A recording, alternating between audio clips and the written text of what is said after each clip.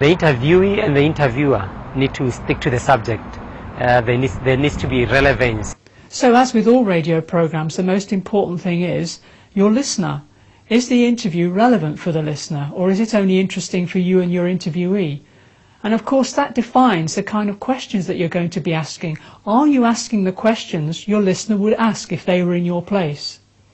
The questions being asked should not be repetitive. This gives the listener a sense that you are not confident of what you're speaking about, and also that you do not have enough research. Yes, of course, in an interview, the questions are very important.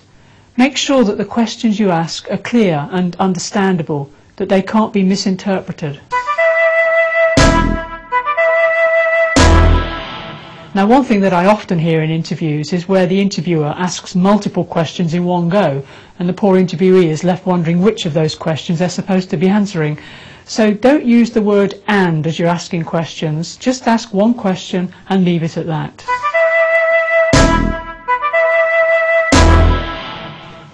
Another thing you must be careful to do is not to sum up in your own words what the interviewee has said, or to comment on what they've said. Keep your prejudices and opinions to yourself. You are representing a whole host of people, not only the ones who think like you do. One thing it's very important to avoid is to say yes, yes, yes, or grunt whilst your interviewee is speaking.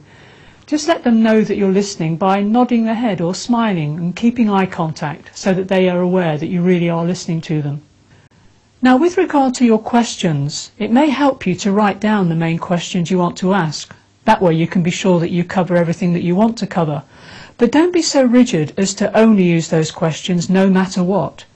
Your interviewee might say something of real interest that you weren't aware of before, and you may want to follow that up. There's a quote I often use that goes, "An interviewer's greatest skill lies in discovering something within each answer which provides a stepping stone to the next question." And that's the key. Listen to your interviewee, because that way your interview will flow much more naturally.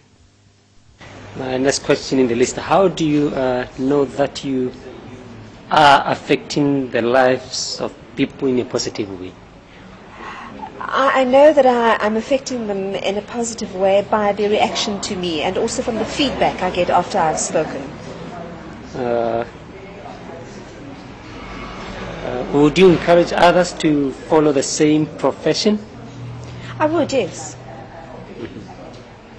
Then my last question, are you available for talks?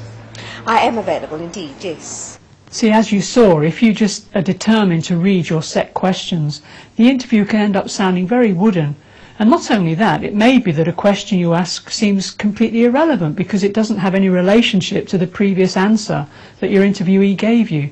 That's why it's so important to listen. And in fact, many famous interviewers have said that the reason why they're good at what they do is because they've learned to listen.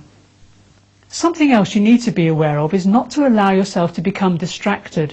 Maybe there are things going on around you that could distract you, possibly things going on in your own mind and you're not really listening to what your interviewee is saying. Or quite commonly, the machine can become a distraction. Are you available for talks? I am, yes. If anybody wants to contact me, they can either phone or fax or email. Can one get in contact with you? As somebody once said, an unwatched machine may sometimes let you down. An interviewee who senses that you're only half listening will always let you down.